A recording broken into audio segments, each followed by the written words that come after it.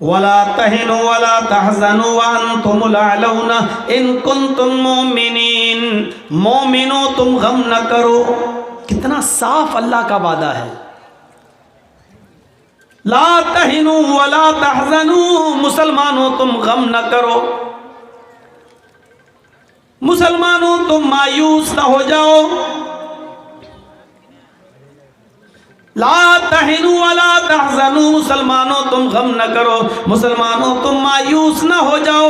व अंतुमुल अअलौन, हम तुम्हें बुलंदी देंगे, हम तुम्हें हुकूमत देंगे, हम तुम्हें इज्जत बख्शेंगे, हम तुम्हें दुनिया का सबसे ज्यादा अजीज, सबसे ज्यादा बाइज्जत इंसान बनाएंगे। इज्जत तुम्हारे कदमों के नीचे डाल देंगे, दुनिया तुम्हारी इज्जत करेगी, तुम्हारी कदम बोसी करेगी, तुम्हारे पैरों पे गिरेगी, तुम्हारे बिना कोई काम नहीं होगा।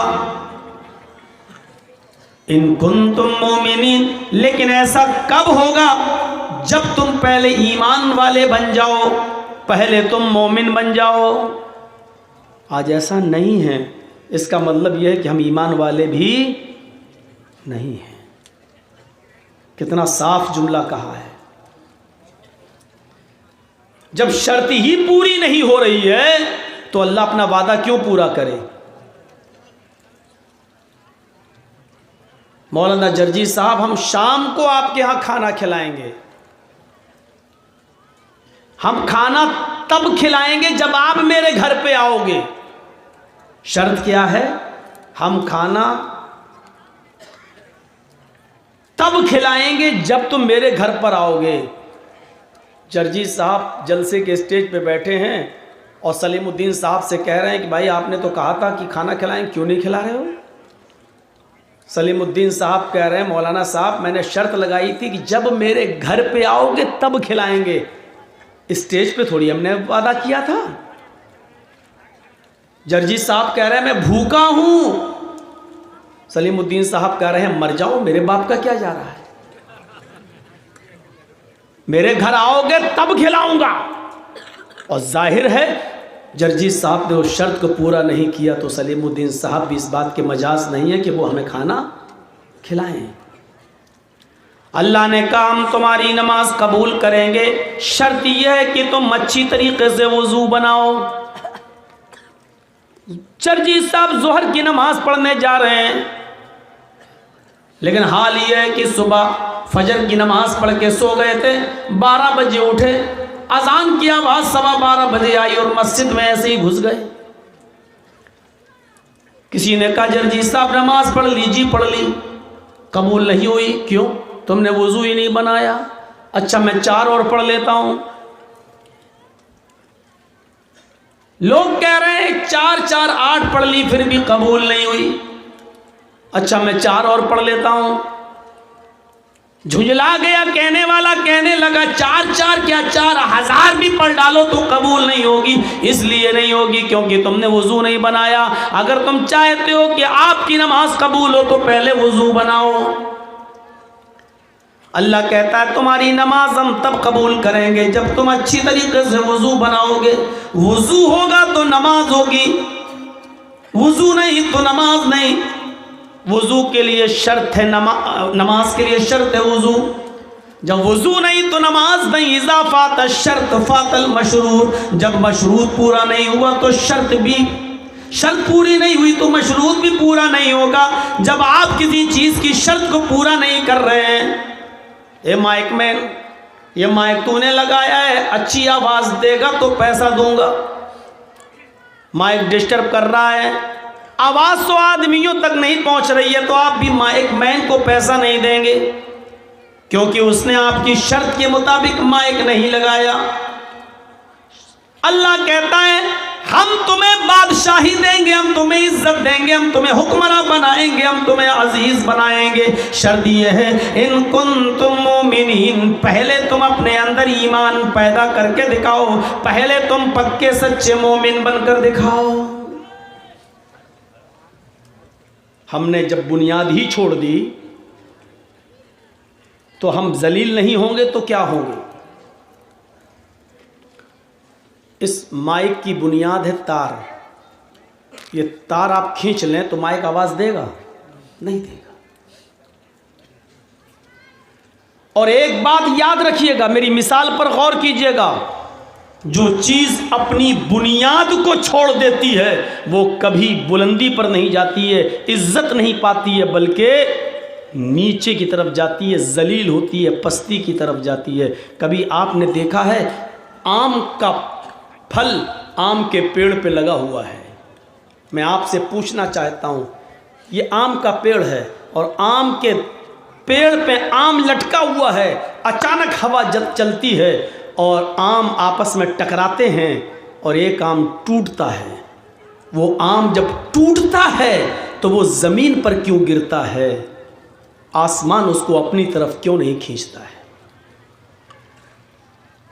क्या कभी आपने गौर किया है? थोड़ा गर्म पानी आज मंगाना पड़ेगा, पता नहीं क्या खिला दिए आज, शुरू से ही आज कर, लेकिन अभी सही हो जाएगा इंशाल्लाह, मुझे उम्मीद है। और बोलता हूँ तो और अच्छा होता जाता है, लेकिन थोड़ा गर्म पानी रखिए। हाँ, तो आम लगा हुआ है, आम का पेड़, आम जब टकराता है, हवा चली, वो गिरता है, टूटता है, तो वो ज़मीन पे क्यों गिरता है? साइंटिस्ट बताएं, फलसफी बताएं, वो ऊपर क्यों नहीं जाता? गरम है ना? अब इतना भी गरम ना हो। Okay, very good. वो नीचे गिरता है, ऊपर क्यों नहीं जाता?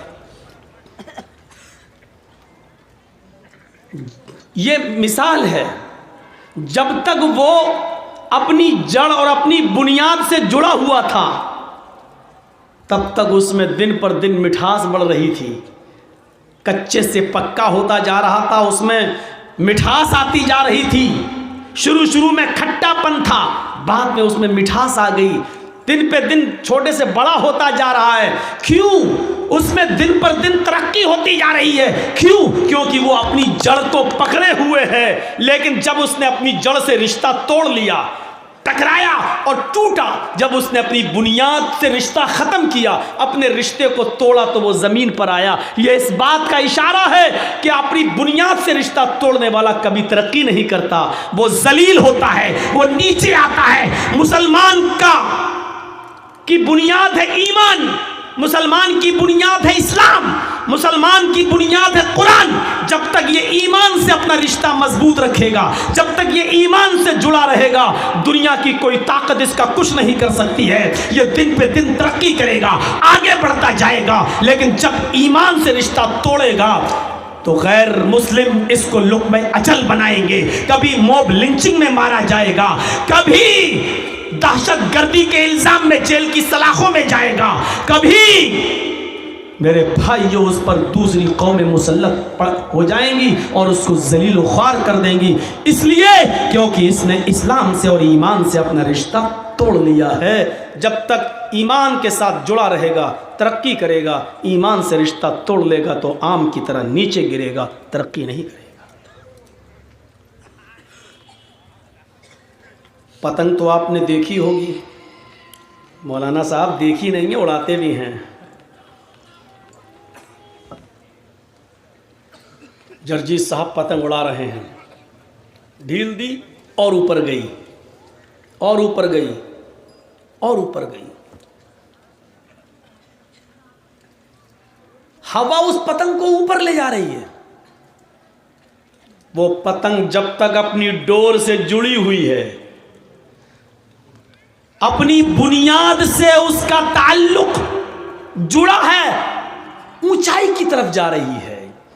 लेकिन कभी आपने देखा है कि दूसरी पतंग आती है और इस पतंग की डोर को काट देती है, उसके धागे को, उसके मांझे को काट देती है, और जैसे ही उस पतंग का धागा कटता है, उस पतंग की डोर कटती है, फिर आसमान उस पतंग को अपनी तरफ नहीं खींचता, हवा उसको ऊंचाई की तरफ नहीं उड़ाती, बल्कि जैसी उसकी डोर कटती है वो पतंग हिचकोले खाती है, जंपिंग करती है और कुला मंडिया खाते हुए जमीन की ऊपर आती है और जमीन पर बैठे हुए नजर लगाए हुए छिछोरे लड़के, औबाश लड़के, मुसलमानों के, हमारी और आपकी बिगड़ी हुई औलादें, स्कूलों से दूर रहने वाली औलादें, कॉलेज और यूनिवर्सिटी से दूर रहने वाले बच्चे उस पतंग पर टूट पड़ते हैं और छीना झपटी में उस पतंग के टुकड़े टुकड़े कर देते हैं। कभी आपने सोचा है वो पतंग तो बुलंदी की तरफ जा रही थी, वो पतंग तो आसमान की तरफ जा रही थी, उस पतंग को कोई पकड़ नहीं सकता था, इतनी ऊंचाई पर जा रही थी कि उड़ाने वाला भी उसको अगर अपने हाथ से पकड़ना चाहे तो नहीं पकड़ सकता है। जो लोग देख रहे हैं वो भी उसकी बुलंदी और तरक्की को देखकर उस तक पहुंचने की कोशिश नहीं कर पा रहे हैं। लेकिन जब उस पतंग अपनी बुनियाद से रिश्ता खत्म किया, अपनी बुनियाद से रिश्ता तोड़ा, तो फिर वो पतंग आसमान की तरफ नहीं जाती है, आसमान उस पतंग को अपनी तरफ नहीं खींचता है, क्योंकि आसमान जानता है इस पतंग ने बुनियाद छोड़ दी है, जोर से अपना रिश्ता मुनक़ता कर दिया है। अब इस पतंग का अंजाम यह है कि जलील होगी, नीचे आएगी, अब जिल्लत इसका मुकद्दर बन चुकी है। वो पतंग हिचकोले खाते हुए नीचे आ जाती है और नीचे आने के बाद लड़के उस पर टूट पड़ते हैं और उसको फाड़ देते हैं। मुसलमान जब तक कुरान और हदीस को पकड़े रहेगा, ईमान से अपना रिश्ता मजबूत रखेगा, तो उसकी बुलंदी तक कोई नहीं पहुंच पाएगा। दुनिया की कोई कौम उससे ऊपर नहीं बढ़ सकती है। देखेगी तो यही सोचेगी इतना ऊपर हम कैसे जाएं। जब तक ईमान से रिश्ता मजबूत रहेगा कोई उस वक्त उसको छू नहीं सकता, और जब ईमान से रिश्ता तोड़ लेगा तो जैसे पतंग के टुकड़े टुकड़े कर दिए जाते हैं, ऐसे ही मुसलमानों के भी टुकड़े टुकड़े कर दिए जाएंगे, क्योंकि इन्होंने अपनी बुनियाद से रिश्ता तोड़ दिया है। जर्जी साहब मिसाल तो बड़ी अच्छी दी है आपने, लेकिन ये मिसाल सिर्फ यही 1.5-2 घंटे तक के लिए है। सुबह हम वही करेंगे जो करते आए हैं हमारे बाप दादा के ज़माने से। हम फिर कैरम बोर्ड खेलेंगे, परसों हमारे घर में शादी होगी, हम फिर डीजे बजाएंगे, फिर शादी होगी तो फिर हम बारात नहीं, डाकुओं को लेके जाएंगे, चोर और लुटेरे जाएंगे बारात, लड़की वाले के घर डाका डालने के लिए। हम वही करेंगे जो करते आए हैं। ईमान से हमारा रिश्ता मुनक़ता हो गया। फिर सुन लो, ईमान से जितना मजबूत होगा हमारा रिश्ता, हम तरक्की करेंगे। जहन में बैठ गई बात। और जब बुनियाद छोड़ देंगे, ईमान से रिश्ता कमज़ोर हो जाएगा, तो माफ़ कीजिएगा, सॉरी, हम ज़मीन पर आ जाएंगे, फिर हम तरक्की नहीं कर सकते। और जब ईमान किसी के अंदर आ जाता है तो ईमान की सबसे बड़ी खूबी क्या है वो भी सुन लो। जिसके अंदर ये खूबी नहीं है वो मोमिन नहीं है। वो लोगों को कह सकता है मेरा नाम मोहम्मद जर्जीस, मेरा नाम मोहम्मद फलां। इस्लाम की, ईमान की पहली खूबी क्या है? जिसके अंदर ईमान होगा, जिसके अंदर ईमान होगा उसके अंदर डर नाम की कोई चीज नहीं होगी। पूरी कौम एक तरफ, वो अकेला एक तरफ, वो किसी से नहीं डरेगा सिवाय अल्लाह की। ये पहली खूबी है। और इसको मैं यूं समझाऊं आपको कि अभी एक पुलिस वाला मौजमपुर में आ जाए, थानेदार आ जाए, उसके हाथ में ना पिस्टल हो, ना बंदूक हो, ना लाठी हो, ना डंडा हो, ना AK-47 हो। सुना है कि यहाँ बहुत से लोग शराब पीते हैं, बताओ कौन कौन पीता है? भले ही आप नाम ना बताएं, लेकिन उस पुलिस वाले के सामने भीगी बिल्ली बने खड़े होंगे। नहीं साहब कोई नहीं है। कैसे नहीं है? नहीं साहब आपको गलत सब सूचना मिली है। वो डांट रहा है, चीख रहा है, चिल्ला रहा है, उसके पास कोई चीज नहीं है, ना लाठी, ना डंडा, ना पिस्टल, ना बंदूक, लेकिन उसके बावजूद हम उससे डर रहे हैं। वो अकेला है, निहत्था है, लेकिन उसके बावजूद हम उससे डर रहे हैं। हम उसको क्यों नहीं मार रहे हैं? हम उसको थप्पड़ क्यों नहीं जड़ रहे? क्यों? वो अकेला हमारे ऊपर धौंस क्यों जमा रहा है? हम उससे इसलिए डर रहे हैं क्योंकि हम जानते हैं कि पुलिस वाला अकेला है ज़रूर, लेकिन इसके पास गवर्नमेंट की ताकत है, ऑन ड्यूटी है। एक कॉल अगर कर दिया तो अभी हमारा पूरा मौजमपुर छावनी में बदल जाएगा। और पुलिस वाला भी जो डांट रहा आपको, वो भी जानता है कि मैं अकेला आया ज़रूर हूँ, लेकिन मैं सबके ऊपर जो हावी हूँ उसकी वजह यह है कि मेरे साथ सरकार की ताकत है। एक पुलिस वाला जब ये समझ लेता है कि मेरे पास सरकार की ताकत है, एक पुलिस वाला जब ये समझ लेता है कि मेरे पास गवर्नमेंट की ताकत है, सरकार की ताकत है, तो वो पूरे मजमे पे हावी हो जाता है। फिर उसको किसी का डर नहीं होता है। उसी तरीके से एक मुसलमान, एक मोमिन जब उसके अंदर ईमान पैदा हो जाता है तो फिर वो किसी का खौफ अपने अंदर पैदा नहीं करता। वो जानता है कि दुनिया मेरे साथ हो या ना हो, लेकिन अल्लाह मेरे साथ है, उसकी मदद मेरे साथ है। गौर कीजिए, सारे इलाकों को फतह करते हुए मुसलमान, सारे इलाकों पर इस्लाम का परचम लहराते हुए मुसलमान, हिंदुस्तान पर भी मुसलमानों की हुकूमत रही, हर जगह इस्लाम का झंडा लहराते हुए ये मुसलमान जब अफ्रीका पहुंचते हैं तो अफ्रीका में भी इस्लाम का झंडा लहरा देते हैं। लेकिन अफ्रीका पहुंचने के बाद उनको एक समंदर मिलता है। अफ्रीका पहुंचने के बाद उनको एक समंदर दिखाई देता है। ये मुसलमान पीछे मुड़ के देखते हैं तो इस्लाम का झंडा फैल चुका है, दाएं देखते हैं तो इस्लाम का झंडा लहरा रहा है, बाएं देखते हैं तो उनको इस्लाम नजर आता है, सामने समंदर है। इन मुसलमानों का एक काबिल जिक्र नौजवान, नाम है उसका उक़बा इब्न नाफ़िअ, 2 रकात समंदर के किनारे खड़ा होकर समंदर के पानी से वुजू बनाता है। नौजवानों, अपना हाथ उठाओ और अपने गालों पे थप्पड़ मारो। एक तुम नौजवान हो और एक वो नौजवान है। दाएं देखता है तो इस्लाम, बाएं देखता है तो इस्लाम का झंडा, पीछे देखता है तो पूरी दुनिया में इस्लाम लहरा चुका है। सामने समंदर आ जाता है, चीखता है, चिल्लाता है, वुजू बनाता है समंदर के पानी से और 2 रकात नमाज पढ़ता है। नमाज पढ़ने के बाद वो उक़बा इब्न नाफ़िअ समंदर को देखता है, समंदर की लहरें जोश मार रही हैं, तूफान भी आया हुआ है। उसने समंदर के पानी में तुग़यानी पैदा कर दी। समंदर का पानी पूरे जोशो खरोश के साथ है, लेकिन उक़बा इब्न नाफ़िअ को न आंधी की फिक्र है, न तूफान की फिक्र है, न सैलाब की फिक्र है, न समंदर की लहरें जो जोश मार रही हैं उनकी फिक्र है। चीख कर कहता है, इलाहुल आलमीन, मैंने दाएं भी तेरे नबी का झंडा लहरा दिया है, मेरे बाएं तरफ भी इस्लामी इस्लाम है, मेरे पीछे भी इस्लामी इस्लाम है, मेरे सामने कोई बस्ती नहीं है, मेरे सामने कोई कंट्री नहीं है, मेरे सामने कोई गांव नहीं है, मेरे सामने कोई शहर नहीं है, सामने समंदर है, समंदर भी जोश मार रहा है।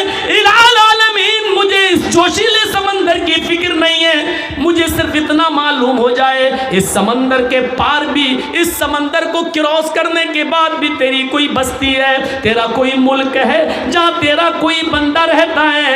अल्लाह, तेरी इज्जत की कसम खा के कहता हूँ, मैं अपने घोड़ों को समंदर में डाल दूंगा, मैं लहराने वाली मौजों को नहीं देखूंगा, मैं उठने वाले समंदर के अंदर इन मौजों की परवाह नहीं करूंगा, मैं अपने घोड़ों को समंदर में डाल दूंगा और उस वक्त तक रुकने का नाम नहीं लूंगा जब तक कि समंदर को पार करके, समंदर को क्रॉस करके उस मुल्क में, उस गांव में, उस शहर में, उस सिटी में, उस कंट्री में भी जब तक तेरे नबी का झंडा न लहरा दूं, जब तक तेरे नबी का झंडा न फहरा दूं, उस वक्त तक मैं चैन से सोने का नाम नहीं लूंगा, मैं चैन से, मुझे नींद नहीं आएगी। लेकिन मुझे मालूम नहीं कि समंदर को पार क्रॉस करने के बाद भी कोई मुल्क है या नहीं। देख रहे हैं आप? अब सोचो ईमान किसको कहते हैं? कैरम बोर्ड खेलने वालों, पतंग उड़ाने वालों, शादियों में डीजे बजाने वालों, अपना ईमान अपने दिल में रखकर इस ईमान के बारे में सोचो कि इस ईमान में और तुम्हारे ईमान में कितना फर्क है। वो नौजवान कहता है कि उस वक्त तक मैं नहीं सोऊंगा जब तक कि उस बस्ती में भी तेरे नबी का झंडा न लहरा दूं। और तुम तो अपने घर पर भी नहीं लहरा सकते हो, घर तो छोड़ो, तुम अपने आप पर भी इस्लाम नाफिज नहीं कर पाए हो। अपने घर पर क्या करोगे? और अपने घर पर नहीं कर सके हो तो अपने मुल्क में क्या करोगे? और अपने मुल्क में नहीं कर सके हो तो सारी दुनिया में क्या करोगे? मेरे प्यारे साथियों, एक तरफ इस ईमान को देखो और एक तरफ अपना ईमान देखो।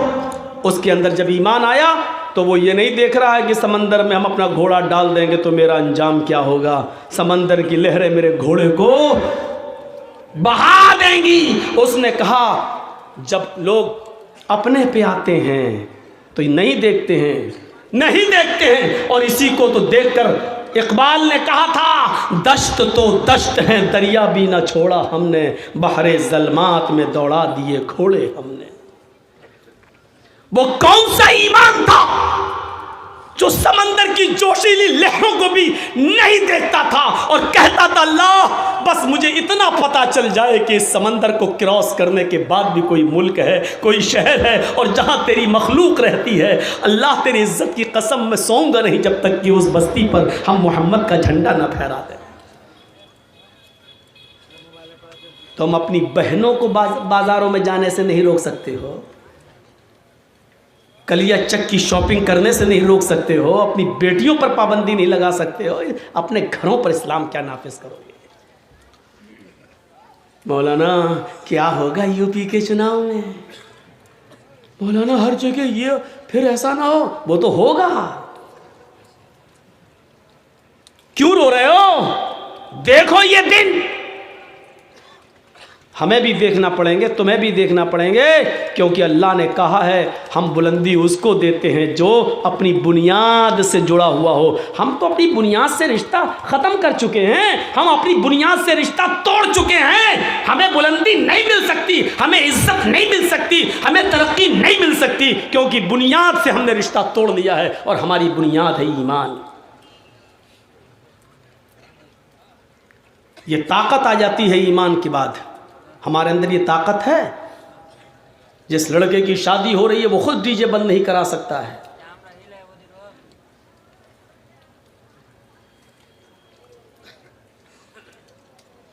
सोचिए आप, वो कौन सा ईमान था?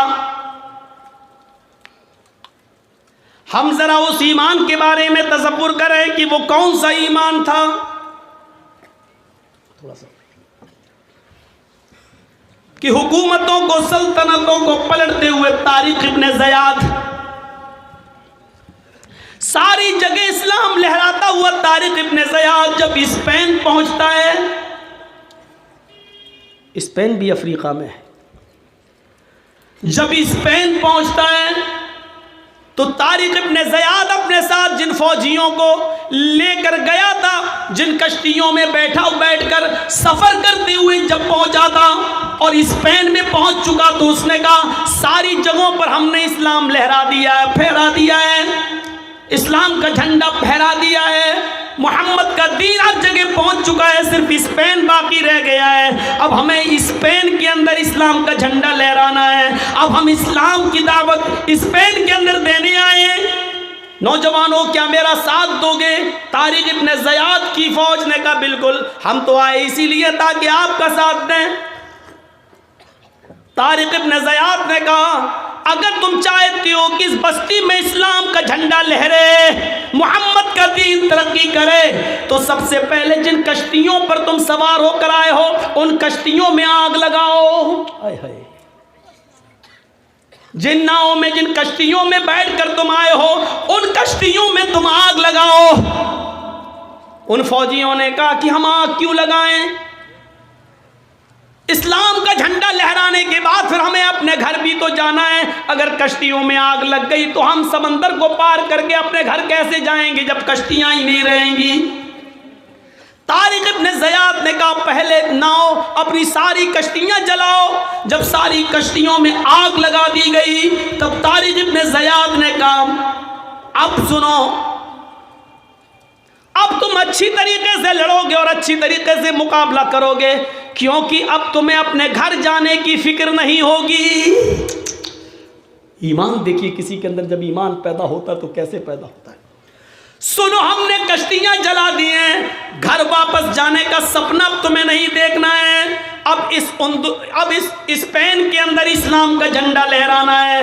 अब उसके दो ही रास्ते हैं, या तो जिंदा रहना है, तो मोहम्मद के दीन के लिए लड़ना है और झंडा लहराना है, और अगर ऐसा नहीं कर सके हो तो लड़ते लड़ते अपनी जान दे देना है और शहीद हो जाना है। इन दो रास्तों के अलावा हमारे पास कोई रास्ता नहीं है। घर वापस जाने का तसव्वुर और उसकी विचार, उसका अपने दिमाग से, अपने मस्तिष्क से, अपने माइंड से निकाल दो, अपने ब्रेन से इस बात को निकाल दो कि तुम्हें घर वापस जाना है, अब अंदलुस में रहना है, इस्लाम का झंडा लहराना है, जिंदा रहना है तो लड़ना है, इस्लाम फैलाना है, या फिर मरकर शहीद हो जाना है।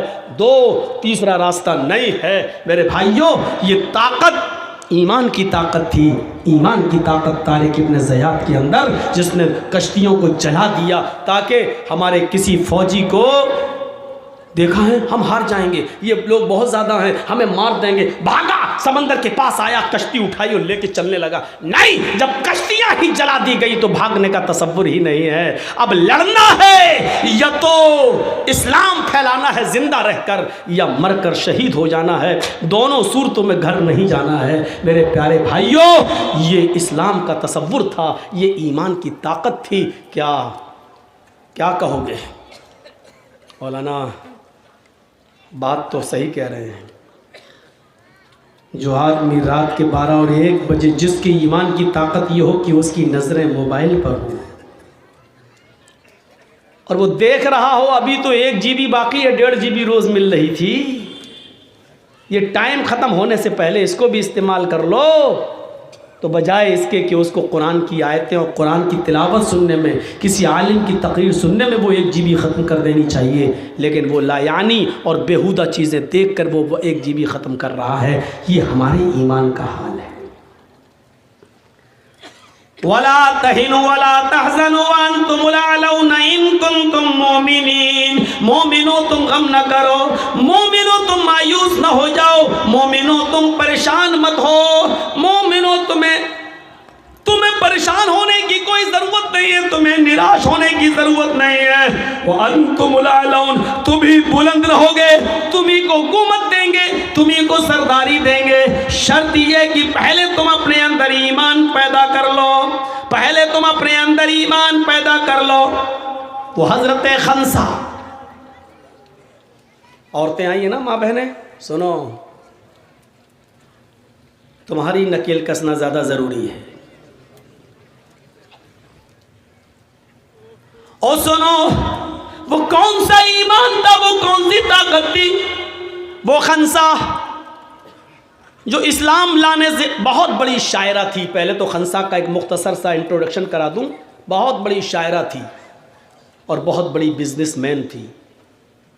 मक्के में जब आती थी और उकास का मेला जहाँ लगता था मक्के में, वहाँ उसका खेमा लगता था, खेमा,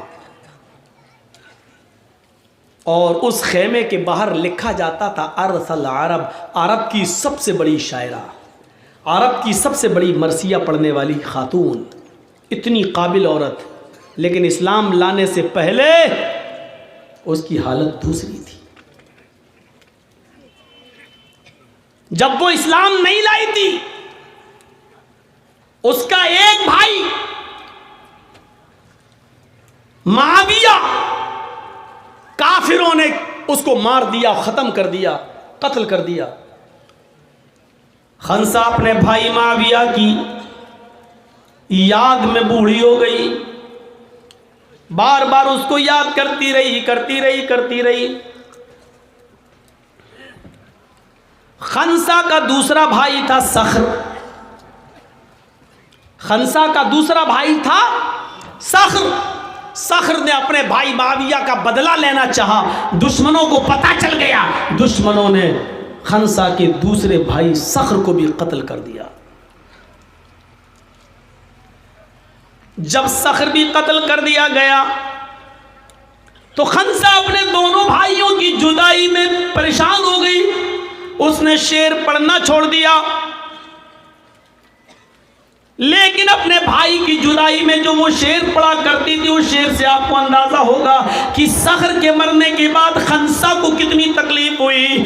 वो जब भी सूरज निकलता था और सूरज गुरूब होता था तो खंसा कहती थी युज़क्किरुनी तुलूउ शम्सी सखरा अज़कुरुहु लिकुल्लि गुरूबि शम्सिन। अरबी का ये शेर पड़ा करती थी खंसा, आए सूरज तू क्यों निकलता है, आए सूरज तू क्यों तुलू होता है, आए सूरज मत निकला कर, आए सूरज तू क्यों चमकता है, तू मत चमका कर। युज़क्किरुनी तुलू शम्सी सखरा, आए सूरज जब भी तू निकलता है तो मुझे मेरे भाई सखर की याद दिला देता है, मुझे सखर की याद आ जाती है। और जब सूरज डूब जाता है, रात आ जाती है, तो खंसा कहती है अस्कुरुहु लिकुल्लि गुरूबि शम्सिन, आए रात तू क्यों आती है, आए सूरज तू क्यों गुरूब होता है, आए सूरज तू क्यों छिप जाता है, आए अंधेरा तू क्यों आता है, आए रात तू क्यों आती है। जब भी तू आती है और मैं बिस्तर पर जब सोने जाती हूँ तो मुझे सखर की याद आती है। समझ रहे हैं मतलब? यानी कोई दिन ऐसा नहीं जाता कि सूरज निकला हो और मैंने अपने भाई सखर को याद न किया हो, और कोई रात ऐसी नहीं कि जब मैं बिस्तर पे सोने जाती हूँ तो मुझे मेरे भाई सखर की याद ना आती हो। ये खंसा का वो हाल है जब वो इस्लाम नहीं लाई थी, अभी काफिर थी, अपने भाई की जुदाई में इतना रोती थी कि सुबह भी रोती थी और शाम को भी रोती थी। सूरज निकलता था तब भी याद करती थी, और रात को जब बिस्तर पे सोने जाती थी तब भी याद करती थी। लेकिन यही खंसा सन 8 हिजरी में इस्लाम लाती है और सन 16 हिजरी में जंगे कादिसिया होती है। हजरत उमर फारूक की जिंदगी में जंगे कादिसिया होती है। तो यही खंसा जो कभी अपने बेटों, जो कभी अपने भाइयों को भूल नहीं सकी थी हालत कुफ्र में 8 हिजरी से पहले, लेकिन जब 8 हिजरी के बाद इस्लाम लाई तो ईमान लाने के बाद इसके अंदर क्या ताकत आई शायद आपको नहीं मालूम। सुनो उसके अंदर क्या ताकत आई। वो खंसा जो इस्लाम से पहले इतनी कमज़ोर थी कि सूरज निकलता था तो कहती है क्यों निकलता है, मुझे सखर की याद दिला देता है। रात आती है तो कहती है क्यों आती है रात, मुझे सखर की याद आ जाती है। यानी मुझे न दिन में चैन न रात में सुकून, मुझे मेरे भाई की याद आती है। लेकिन जब ईमान लाती है 8 हिजरी में और 16 हिजरी में जब जंगे कादिसिया होती है तो अपने 4 बेटों से कहती है बेटो, हाय हाय हाय, डीजे बजाने वालों सुनो, कैरम बोर्ड खेलने वालों सुनो, और 250-300 आदमियों की बारात लेकर, चोरों डकैतों को लेकर लड़की वालों के घर छापे मारने वालों सुनो, होगे तुम चौधरी अपने घर में रहो, होगे तुम मुखिया अपने घर के, होगे तुम सरदार अपने गांव के, ये नौटंकी अपने घर में रखना, होंगे तुम एमएलए, होंगे तुम एमपी, हमारी नज़र में ये सब नौटंकियां अपने घरों में रखना। हम यहाँ तुम्हारी नौटंकी सुनने नहीं आए, यहाँ हम इस्लाम सुनाने आए हैं, और इसमें मौलवी जर्जीस भी लपेटे में आ सकता है, मौलवी भी लपेटे में आते हैं। इस्लाम वो मज़हब है जो किसी को नहीं छोड़ता। तब्बत यदा अबी लहब, अरे नबी के चचा को नहीं छोड़ा तो हम और आप क्या हैं। जो गलत है वो गलत है, जो भी हो।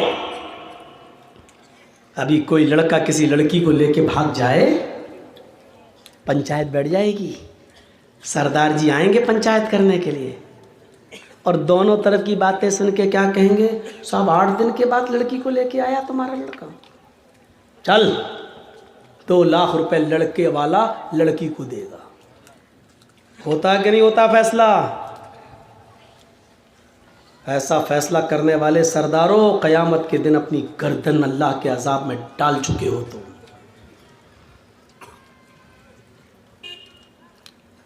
लड़का भागा तो लड़की भी तो भागी थी। फैसला करते हो लड़का देगा पैसा, लड़के का बाप देगा पैसा लड़की के बाप को।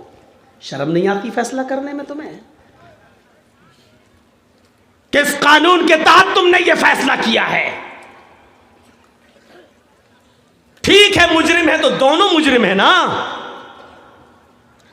अगर लड़का भगा कर ले गया है तुम्हारी बेटी को, तो तुम्हारी बेटी ने भी तो भाग कर कसूर किया है। जबरदस्ती घर से खींच के तो नहीं ले गया था वो। तूने भी तो मोबाइल दिया था अपनी बेटी को। व्हाट्सएप पे बात हुई होगी, कलिया चक चौरंगी में मिलेंगे, चलो आ जाना। वहां से भागी होगी तुम्हारी बेटी। और फैसला तुम क्या करते हो साहब? लड़की की इज्जत दागदार कर दी है, अब कौन करेगा इससे शादी? अरे करे चाहे भाड़ में जाए, तुम्हें फिक्र क्यों हो रही है साहब? लड़के से करो। लड़का कहता हम नहीं करेंगे। क्यों? का ये तो और 10 के साथ चक्कर चलता है इसका। तो नहीं करना है तो तुम लेके गए थे, इसकी इज्जत दांव पे लगी, करो। नहीं तो 4 लाख रुपया दो, 5 लाख रुपया दो, 2 लाख रुपया दो। लड़के का बाप भी सोचता है 2 लाख रुपए दे के छुटकारा पालो। ये फैसला तुम करते हो, जबकि फैसला ये होना चाहिए कि अगर दोनों शादीशुदा हैं तो दोनों को पत्थरों से मार मार के ख़त्म कर दो। दोनों कुंवारे हैं तो दोनों को 100-100 कोड़े मारो और 1 साल के लिए मौजमपुर, लखीपुर, श्री रामपुर सब बाहर निकाल दो। इनको घर में घुसने मत दो। 1 साल के लिए डिस्ट्रिक्ट मालदा में इनकी शक्ल न दिखाई दे, वो भी कब? 100 कोड़े दोनों को मारने के बाद। फिर 1 साल के लिए दोनों को शहर से बाहर निकालो। जिनकी सजा ये होनी चाहिए, उनकी सजा आप क्या दे रहे हैं? लड़के वाला 2 लाख रुपए देगा। भाई तेरे बाप का कानून चल रहा है यहाँ। कुरान कहता है लड़का लड़की भागने में और जिनाकारी में लड़की का रोल नंबर 1 होता है, लड़के का रोल 2 नंबर पे होता है। गलती लड़की की तरफ से ज्यादा होती है। ये कुरान कह रहा है सजा लड़की के बाप को मिलनी चाहिए, लड़की को मिलनी चाहिए, सजा लड़के को दे रहे हैं आप। कुरान ये कहता है कि जिनाकारी में, बदकारी में, लड़के को बहलाने में, फुसलाने में, लड़के को भगाने में लड़की का रोल अहम होता है। अज़्ज़ानियतु वज़्ज़ानी फजलिदू कुल्ल वाहिदिम मिनहुमा मियता जल्दा। अल्लाह ने पहले ज़ानिया औरत का नाम लिया, लड़की का नाम लिया। जिना करने वाली लड़की बदचलन, लड़की बदचलन, लड़का गलत काम करने वाली लड़की, गलत काम करने वाला लड़का। अभी तक तुम्हारा कैमरा सेट नहीं हुआ भाई? इतनी देर में तो लड़की सेट हो जाती है आज के माहौल के हिसाब से। अब ये वो लोग सुनने आए हैं, बताइए तो आप, ये लोग सिर्फ अपना चैनल चलाने आए हैं, कमाने आए हैं। हवा निकाल दिया? चाचा तुम मत उठना, यहीं बैठे रहना, पूरी तकलीफ सुनना आज। अगर गए तो हम चाची से शिकायत कर देंगे आपकी। इसमें भी भलाई है। सुनिए मेरे भाइयों, बड़ी अच्छी बात बता रहा हूँ। लड़की की तरफ से गलत काम के लिए उकसाया जाता। पहले सरदार लोगों, आपको कुरान की रोशनी में मैं मशवरा दे रहा हूँ, कोई सरदार हमारा मुखालिफ नहीं है। जितनी इज्जत, सच है, हकीकत है, मेरी पूरे हिंदुस्तान में प्रोग्राम होते हैं। बाहर भी गया हूँ, अभी कोरोना के चक्कर में नहीं जा पा रहा हूँ। अल्हम्दुलिल्लाह अक्सर मुल्कों में मैं जा ही चुका हूँ, कंट्रीज़ में। लेकिन ये भी कहता हूँ मैं डंके की चोट पर कि जो प्यार, जो मोहब्बत, जो इज़्ज़त बंगाल वालों ने मुझे दी है, यकीनन वो मुझे ना तो यूपी में मिली, ना पूरे हिंदुस्तान में कहीं और मिली। ये भी मैं इस बात का इकरार करता हूँ। लेकिन इसका ये मतलब नहीं है कि अब आप इस तारीफ में फूल जाएं, साहब हम बड़ी इज्जत करते हैं। हमसे लोग पूछते हैं कि बंगाल वाले कैसे समझ जाते हैं तुम्हारी बात। हैदराबाद में लोगों ने पूछा, यूपी में पूछा, हर जगह लोगों ने पूछा। हमने कहा जितना बंगाल वाले समझते हैं उतना तो कोई समझता ही नहीं है। यूपी में मैं कह रहा हूँ कहाँ तुमको वोट डालना चाहिए, कोई समझ ही नहीं रहा। बंगाल में मैंने एक इशारा किया, पूरे बंगाल ने वहीं ठोंक दिया जहाँ मैं चाहता था। मैंने कहा जितना बंगाल वाले मेरी बात मानते हैं और समझते हैं, उतना तो पूरे हिंदुस्तान में कोई नहीं समझता। अरे लोग तो पूरे हिंदुस्तान में आप चले जाइए, हमको उस पर वो इतनी वायरल हुई वीडियो कि लोग बंगाल का मुख्यमंत्री हम ही को समझते हैं। हे मौलाना बंगाल, वो अरे मौलाना साहब आप, अरे कितने लोग तो हमसे कहने लगे मौलाना एक काम है मेरा बंगाल में करवा दो। मैंने कहा मैं कैसे करवा दूँ यार, पहले मुझे अपना तो काम कर लेने दो। हमसे कहने लगे मौलाना मेरा काम करवा दो, मेरा एक बंगाल में ये काम है वो काम है। यानी लोग हमको बंगाल के बारे में पता नहीं क्या तसव्वुर करने लगे। ये हाल हो गई। और जब मैं बंगाल में प्रोग्राम करने आता हूँ तो मेरे अब्बू मेरी अम्मी बड़ी मुतमईन हो जाती है, कहते नहीं मेरा लड़का ठीक जगह जा रहा है, वहाँ सेफ्टी रहेगी। दूसरी जगह जाता हूँ तो रोज़ एक दिन में 10 बार फ़ोन करते हैं, बेटा कैसे हो, कोई बात तो नहीं है, टीवी पे ऐसा दिखा रहा है, तुम्हें कोई दिक्कत तो नहीं है। लेकिन बंगाल आ जाता हूँ तो वो बिल्कुल टेंशन फ्री हो जाते हैं, ना कुछ नहीं, वो बंगाल ऐसा ही है। अब ये बताइए ये कितनी बड़ी, जिसके माँ बाप को जिस स्टेट से अपने बेटे के लिए सुकून मिल जाता हो, तो उससे बड़ी बात एक बेटे के लिए क्या होगी कि मेरे बाप मुतमईन हैं। सोचिए, घर की तरह समझते हैं कि मेरा बेटा अपने घर ही गया एक तरीके से, ये तसव्वुर कीजिए। लेकिन सुनो, शिकायतें भी हमें तुमसे सबसे ज़्यादा रहती हैं, कभी इधर से उठना, कभी उधर से उठना, कभी बीच से उठना। फिर हमें लगता, फिर मिसाल दो कि कुत्ते की दुम टेढ़ी रहती है तो वो कभी सीधी नहीं हो सकती। ये प्यार में दे देता हूँ मैं यार, बुरा मत मानिएगा। तो ये चीज़ थी, हमें सोचना चाहिए। हजरत खंसा के बारे में हम बतला रहे थे मेरे भाइयों, वो तसव्वुर कीजिए आप। 8 हिजरी के बाद जब वो खंसा इस्लाम लाई तो उसने क्या नसीहत की अपने बेटों से, मेरे बेटों ये जंग होने जा रही है जिसमें मुसलमान इस जंग में बढ़ चढ़कर हिस्सा ले रहे हैं। तुम मेरे 4 बेटे हो, चारों बेटे मैदान जंग में कूद जाना। आए मेरे बेटो, जंग में जाने से पहले मैं तुम्हें एक बात बता दूं, कोई बेटा अपनी माँ को गलत नहीं मानता। वो छोड़ दिया मैंने कि लड़की की तरफ से शुरुआत होती है, बात वहाँ से थी लेकिन छोड़ दिया। चलो पूरा कर देता हूँ। हमेशा याद रखना कि जिना की शुरुआत लड़की की तरफ से होती है। अगर लड़की ये चाह ले कि मेरे जिस्म को कोई हाथ नहीं लगाए, तो ज़िंदगी में कोई लड़का किसी लड़की को हाथ नहीं लगा सकता। ये याद रखिएगा। यहाँ कानून है, अब तो 21 साल का कानून बन रहा है, बल्कि बन भी गया है। शादी 21 साल में होगी। जितनी लड़कियों की शादी की उम्रें बढ़ाई जाएंगी, उतने ही रेप के केस ज़्यादा होंगे, उतने ही शिकायतें ज़्यादा मिलेंगी आपको। देखिएगा, साहब वो पढ़ नहीं पाती हैं। जो पढ़ने वाली होती है ना, वो शादी के बाद भी पढ़ के दिखा देती है, और जो जिसको नहीं पढ़ना है तो माफ़ कीजिएगा, प्रधानमंत्री बनकर भी वो अंगूठा टेक रहता है। हम गौर कर सकते हैं इस मिसाल पर। इसीलिए कुरान ने क्या कहा, जिना करने वाली लड़की और जिना करने वाला लड़का, फजलिदू कुल्ला वाहिदतिन मिनहुमा, इन दोनों में से हर एक को 100 कोड़े मारो। ये कुंवारे लड़कों के लिए और लड़कियों के लिए सजा है जिनकी शादी नहीं हुई है और गलत काम हो गया, दोनों की सजा। लेकिन इसमें लड़की, इसलिए कि अल्लाह ताला पहले लड़की का नाम ले रहा है। जिना करने वाली लड़कियों को बुरा नहीं मानना चाहिए, क्योंकि कुरान कह रहा है। हमारे सरदार साहब को भी फैसला सोच समझ के करना चाहिए। लड़के वाला दे 5 लाख रुपया, लड़की को वासा, सब लड़का क्यों लेके गया? ये चीज सही नहीं है। सजा मिलनी चाहिए तो दोनों को मिलनी चाहिए, और नहीं दे रहे हो तो दोनों को नहीं दो। और मेरी नज़र में तो यह है कि दोनों अपनी मर्जी से भागे हैं तो दोनों के माँ बाप को चाहिए कि इनका निकाह करा दिया जाए।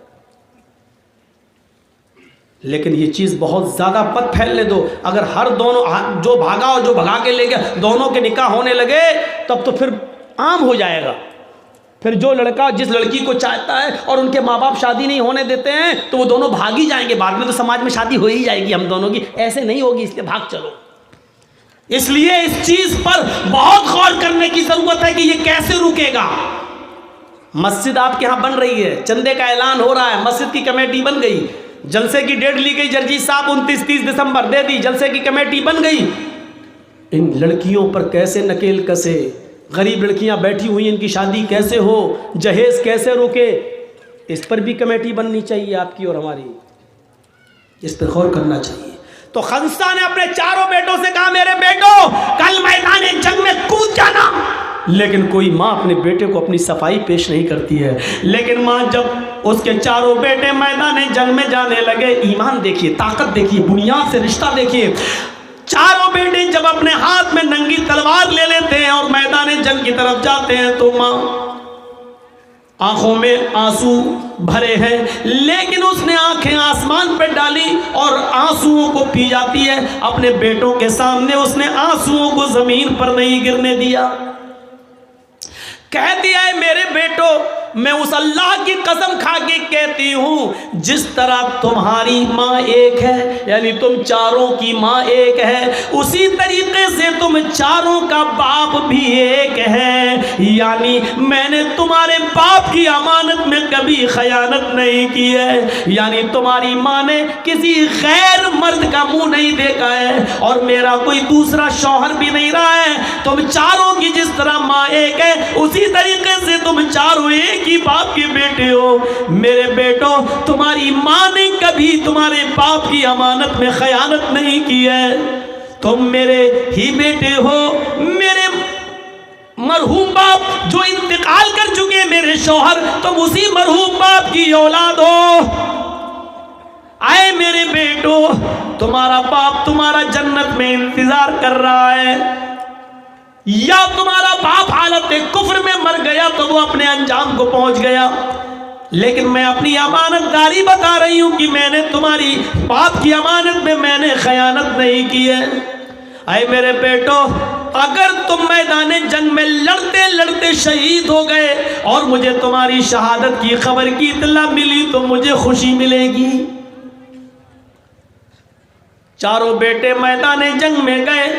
पहला बेटा कत्ल कर दिया गया, दूसरे बेटे ने झंडा पकड़ लिया, फिर मैदान जंग में लड़ा, दूसरा बेटा शहीद हो गया, तीसरे बेटे ने मैदान जंग में तलवार संभाल ली, तीसरा भी कत्ल हो गया तो चौथे बेटे ने मैदान जंग में मार्का संभाल लिया, चौथा भी कत्ल कर दिया गया। जब चारों बेटे कत्ल हो गए तो एक दौड़ता हुआ घुड़सवार आया और कहने लगा, खंसा बाहर निकलती है, क्या हुआ? क्या उमर फारूक का लश्कर जंग जीत गया? कहा नहीं मां, जंग जारी है। फिर तुम क्यों आए हो?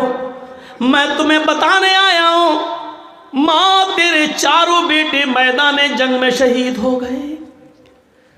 जब उस औरत ने, उस खंसा ने ये सुना कि मेरे चारों बेटे मैदान जंग में शहीद हो गए, नजरें आसमान के ऊपर डालती है, क्या कहती है? अल्हम्दुलिल्लाहिल्लज़ी शर्रफनी बिक़त्लिहिम। तमाम तारीफें उस अल्लाह के लिए हैं जिसने मेरे बेटों के कत्ल से, जिसने मेरे बेटों की शहादत से मुझे इज्जत बख्शी है। यानी मेरे बेटों की शहादतें उसने कबूल फरमा ली हैं।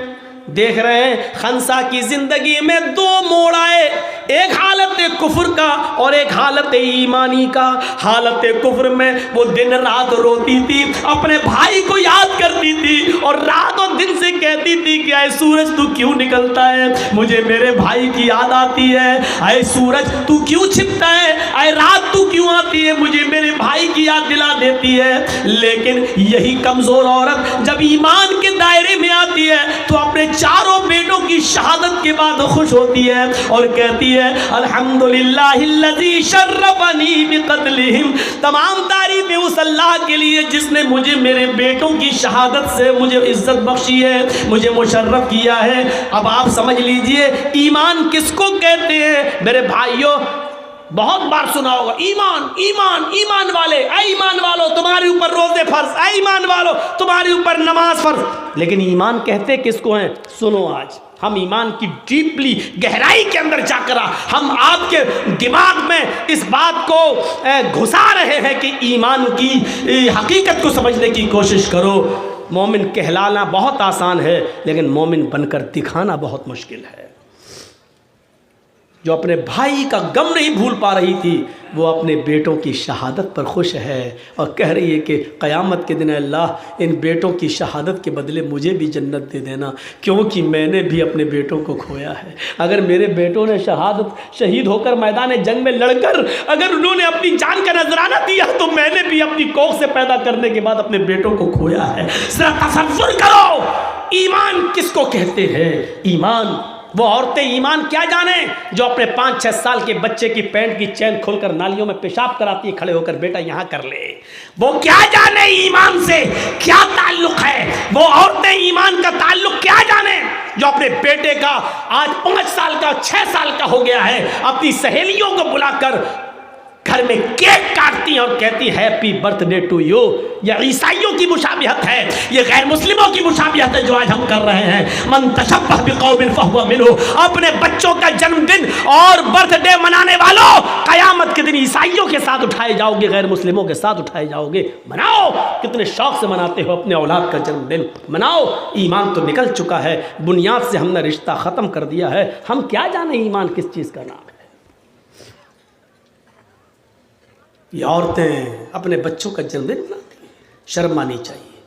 5 साल का हो गया, नहीं, तेरा बेटा 5 साल अपनी ज़िंदगी के कम कर चुका है, इसको सोच। 10 साल का हो गया, हाँ 10 साल का हो गया, लोग कह रहे अल्लाह इसकी उम्र लंबी कर। अबे लंबी कहाँ कर, वो तो 10 साल कम कर चुका है। तेरी दुआ करने, लंबी दुआ करने से लंबी थोड़ी हो जाएगी, वो तो अब 11 साल का। ये खौवे लोग हैं, ठूसने आते हैं और दुआ देते लंबी उम्र हो।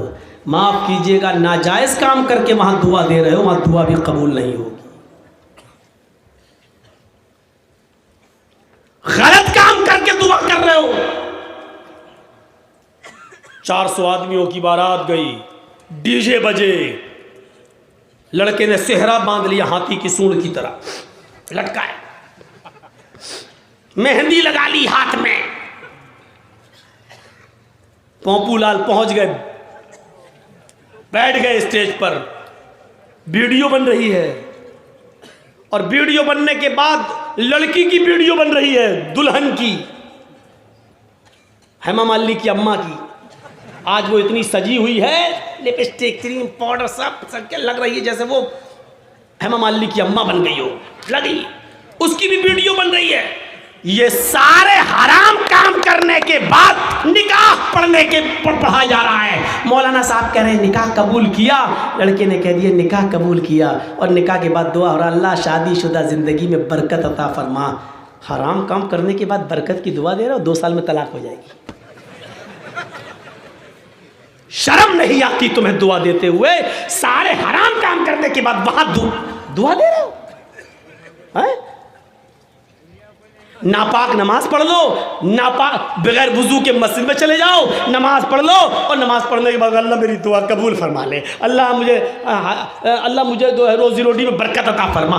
अब आप गौर करो, ये सारे गलत काम करने के बाद आप दुआ मांगेंगे, दुआ कबूल होगी? दुआ कबूल कहाँ होगी? जब आपका रिस्क भी हलाल हो।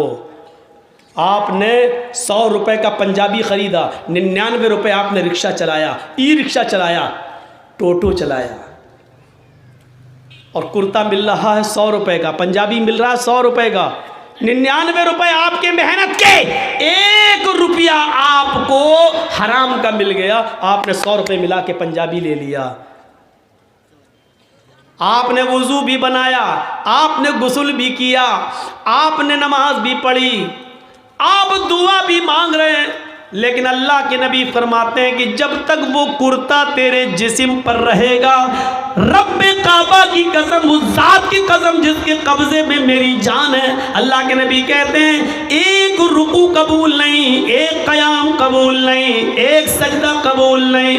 99 रुपए हलाल के, 1 रुपया हराम का, 99 रुपए कड़ी मेहनत के पसीना बहाकर कमाया, 1 रुपया हराम का मिला दिया है। जब तक वो कपड़ा तुम्हारे जिस्म पर रहेगा, नमाज कबूल नहीं होगी। अब नमाज के बाद कहो अल्लाह मुझे ये दे दे, मुझे ये दे दे, मुझे ये दे दे, ऊपर से आवाज आती है व मतअमुहु हराम व मशरबुहु हराम व मलबसुहु हराम व गुज़िया बिल हराम। ऐ फरिश्तों, मेरा बंदा देखो क्या क्या चीजें मांग रहा है, मैं भी चाहता हूं कि दूं, लेकिन कैसे दूं? ये जो खाकर आया वो हराम का, जो पीकर आया वो हराम का, जो पहनकर आया वो हराम का, इसके जिस्म में जो खून दौड़ रहा है वो हराम का। फअन्ना युस्तजाबु लिज़ालिक। हम अपने बंदे की दुआ सुने तो कहां से सुने? 99 रुपीस हलाल के, मेहनत के, और उसके बाद 1 रुपया हराम का। जब ऐसा करने के बाद भी दुआ कबूल नहीं हो रही है, तो हमारी शादियों में डीजे और ये सब और उबटने, हल्दी, मेहंदी सब करने के बाद और वीडियो बनाने के बाद लड़का और लड़की को फिर कहो अल्लाह शादी में बरकत अता फरमाए, ये दुआ कबूल होगी? मजाक बना के रख लिया आपने दुआओं का, मजाक बना के रख लिया आपने इस्लाम की तालीमात का। जितना मुसलमानों ने इस दौर के मुसलमानों ने इस्लाम का मजाक उड़ाया, अल्लाह की कसम गैर मुस्लिमों ने भी इतना इस्लाम का मजाक नहीं उड़ाया जितना मुसलमानों ने इस्लाम का मजाक उड़ाया। जब चाहे तब खड़े हो गए, अल्लाह ये कर दे, अल्लाह वो कर दे, अल्लाह वो कर दे। अरे पहले देख तो उसकी हैसियत क्या है, पहले देख तो। अल्लाह के नबी के पास जो आता था आप उसके लिए दुआ, हिदायत की दुआ कर देते थे। पहले कुछ नसीहतें करते थे, जाओ पहले ऐसे करो। हम कहां हैं? मजाक बना लिया। मौलाना साहब हाँ दुआओं में याद रखना। अरे एक दुआ हो, मौलवी जर्जिस तुझे दुआओं में याद रखे कि अपने बेटे की दुनिया दीन देखे, अपनी औलाद का देखे, अपने रिश्तेदारों का देखे। एक फैशन बना लिया दुआओं में याद रखना। मौलाना दुआ करना मेरे लिए। तू हराम पे हराम खाता जाए, मौलवी जर्जिस तेरे लिए दुआ करे। अरे तू खुद हलाल रोजी खाना शुरू कर। अल्लाह की कसम, अल्लाह खुद कहता है मेरे बंदे मुझ पर वैसा भरोसा कर जैसे करना चाहिए, हम तुझे वैसे रोजी देंगे जैसे चिड़ियां भूखे पेट घोंसलों से निकलती हैं और शाम को जब वापस आती है तो उनका पेट भरा हुआ होता है। समंदर में एक विहील मछली रहती है जो 40 टन गोश्त खाती है, 40 टन एक दिन में। अल्लाह कहता हम अब उस मछली को भूखा नहीं सोने देते। 2 रोटी खाने वाले तू क्यों परेशान है? हम तुझे भूखा नहीं सुनाएंगे। तू क्यों इस 2 रोटी के लिए किसी का हक मार रहा है? तू क्यों इस 2 रोटी के लिए किसी के ऊपर जुल्म कर रहा है? तू क्यों इस 2 रोटी को कमाने के लिए नाजायज माल हासिल कर रहा है? क्यों ऐसा कर रहा है तू? मेरे बंदे, मैंने तुझे पैदा किया है दुनिया में तो मैं तेरा ख्याल रखूंगा। मैं तो वो हूं जो काले रंग की काली चूटी जब काले पहाड़ पे चलती है तो मैं उसको भी रिस्क देता हूं। समंदर की तारीकी में कोई मछली भूखी नहीं सोने देता हूं। तू क्यों परेशान है? तू मुझ पर भरोसा तो कर। ईमान नहीं हमारे पास।